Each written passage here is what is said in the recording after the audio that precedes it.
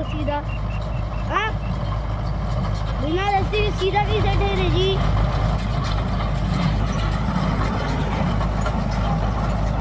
बिना रस्सी के सीधा कैसे ठहरे हो? बिना रस्सी के सीधा कैसे ठहरे?